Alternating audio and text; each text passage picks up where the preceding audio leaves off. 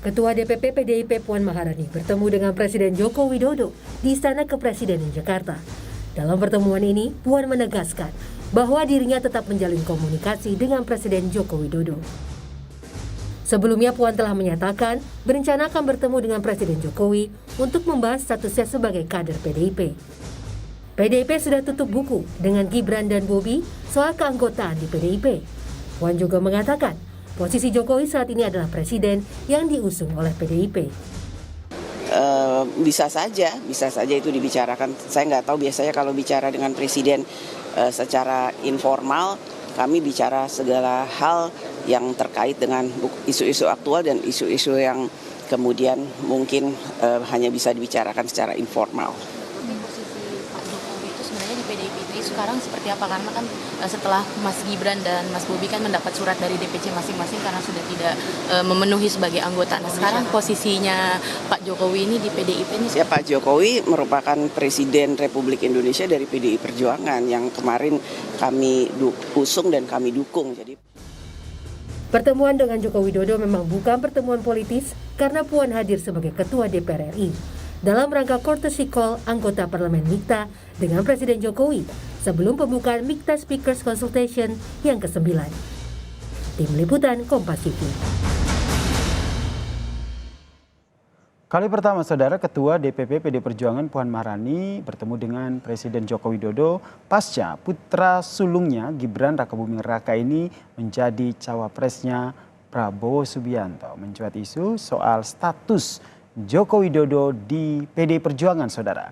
Kita bahas bersama dengan Guru Besar Psikologi Politik Universitas Indonesia, Prof. Hamdi Muluk, yang telah bergabung bersama kami di Kompas Malam. Salam sehat, Prof. Hamdi. Selamat malam, Yasser. Selamat malam para pemirsa Kompas TV yang budiman. Ini menarik untuk disimak. Ini tidak hanya pertemuan kali pertama ya, Puan dan juga Joko Widodo pasca anaknya Jokowi yang akhirnya jadi cawapresnya Prabowo Subianto, tapi ada hal menarik soal status Joko Widodo di PD Perjuangan. Anda melihatnya seperti apa? Ya, saya kira tentu tadi bicaranya Mbak Puan tadi ya masih dalam tataran normatif dan diplomatif gitu. Ya, ketika ditanya wartawan, bahkan nanti akan dibicarakan tentang status Pak Jokowi di PDIP pasca Gibran dan Bobi. Kalau dalam berita-berita disebut Gibran Bobi sudah selesai, kira-kira begitu. Seolah-olah nih Pak Jokowinya masih gantung, tapi kan itu jawaban yang memang standar ya, kira-kira normatif ya, bahwa Pak Jokowi sampai hari ini masih Presiden Republik Indonesia yang diusung secara resmi oleh PDIP sejak 2014, 2019, dan juga pernyataan berkali-kali bahwa penegasan PDIP akan bersama Pak Jokowi sampai akhir pemerintahan. Nah, ditanya setelah itu apakah nanti akan ada pembicaraan tentang hal ini secara eksplisit, kan tidak dijawab ya dan tidak. Maksudnya tadi ya kita bicara dengan Pak Presiden, agenda kan bisa banyak kalau informal. Ya, betul. Informal. Pernyataan yang normatif ya menurut Anda, Prof? Ya bisa ya normatif sekali, banyak bicara isu bisa saja gitu kan ya, bisa tidak begitu. Jadi saya kira itu masih dalam tataran yang normatif lah. Kenapa Anda, apakah pernyataannya normatif ini menurut Anda wajar, dan apa yang Anda baca dari pernyataan normatif dari Puan Maharani ini? Ya memang politisi dalam membuat pernyataan politik harus seperti itu. Oke.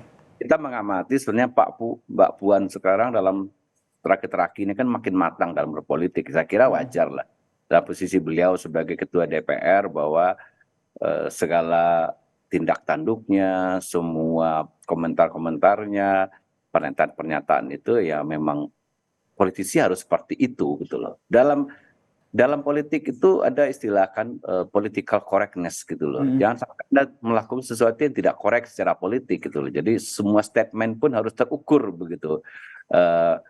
Tidak blunder lah katakanlah begitu. Jadi kalau dalam konteks tadi ya sebenarnya ya bisa kita katakan normatif, bisa kita katakan diplomatif gitu, juga kita katakan ya secara politik itu sudah korek saja gitu. Tapi menurut Anda sendiri, Prof, apakah betul terlihat begitu kerenggangan hubungan antara Joko Widodo dan juga PDIP nih pasca anaknya Joko Widodo, Gibran yang akhirnya menjadi cawapresnya Prabowo?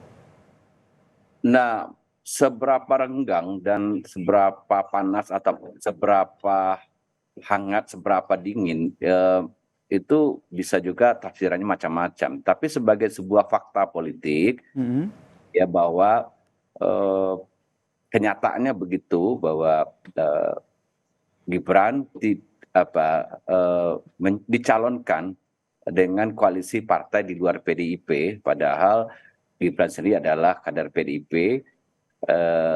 Dan kita tahu semua endingnya sekarang, itu sudah menjadi kenyataan politik. Apakah ini misalnya sesuatu yang menimbulkan keretakan hubungan yang sampai pada taraf tertentu, katakanlah konfliktual, katakanlah ya, panas konfliktual. Tapi gini loh, dalam politik itu kita harus memahaminya tidak seperti orang perang lah.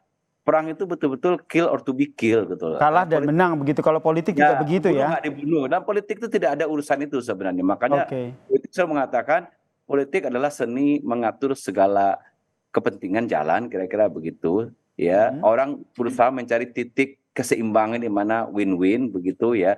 Atau ada yang mengatakan politik tidak pernah sepenuhnya competition, tapi politik juga cooperation. Kadang-kadang di antara cooperation dan competition. Jadi cooptation istilahnya. Jadi kadang-kadang dia menjalin hubungan. Atau ada yang mengatakan politik tidak sepenuhnya seni mengiyakan juga apa yang orang mau. Itu mengiyakan apa yang kita mau dalam komunikasi kadang-kadang ya iya bisa tidak Kak, seperti itu ya.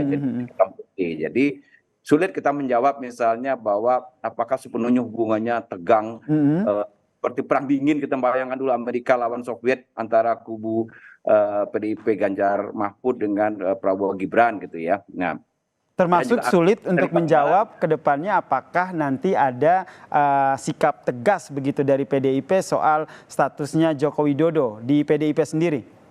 Ya itu mungkin ya, kalau misalnya kita membayangkan kalau hari ini ada sikap tegas dan PDIP membuat sesuatu yang sangat deklaratif gitu ya, dan sangat artikulatif, misalnya ya, kami tidak lagi mengakui Presiden Jokowi sebagai kader kami, apalagi ada istilah sudah kami pecat, itu kan sesuatu yang kita nggak mungkin membayangkan akan terjadi gitu loh. Itu seperti bermusuhan gitu tadi ya, seperti orang bermusuhan, seperti orang mutung, seperti ibaratnya udah kill to be killed lah. Kan nggak begitu politik. Politik selalu mencoba mencari kemungkinan-kemungkinan ya.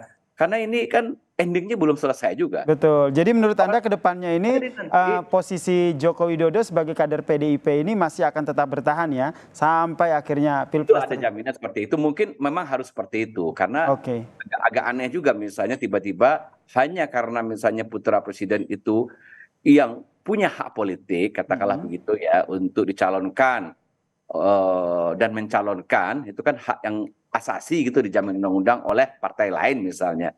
Tapi kan tidak mungkin istilahnya tiba-tiba dengan itu PDIP mutung dan mengatakan ya kami pecat kader kami terbaik kami yang akan jadi presiden, kan nggak mungkin juga. Seperti itu. Dan yang kedua mungkin dalam politik jajakan kemungkinan itu kita kan belum bicara ke depannya ada momen yang penting bahwa pemilihan presiden wapres ini juga ini baru akan mulai ya, pemilihan presiden ini baru masa kampanye. Setelah itu mungkin orang meramalkan mungkin ada putaran kedua. Segala kemungkinan masih bisa terjadi. Segala kemungkinan masih tetap terjadi ya, sehingga semua aktor politik ini harus memiliki strateginya masing-masing begitu ya Prof ya. Oke, baik Prof. Dan bicara fleksibilitas dalam konteks itulah menjalin komunikasi politik terus itu sebuah keniscayaan begitu. Baik, kita nantikan ya seperti apa nanti Prof langkah-langkah politik yang diambil oleh para aktor politisi yang ada di tanah air pada Pilpres 2024 ini. Terima kasih Guru Besar Psikologi Politik UI Prof Hamdi Muluk telah bergabung bersama kami di Kompas Malam. Salam sehat Prof.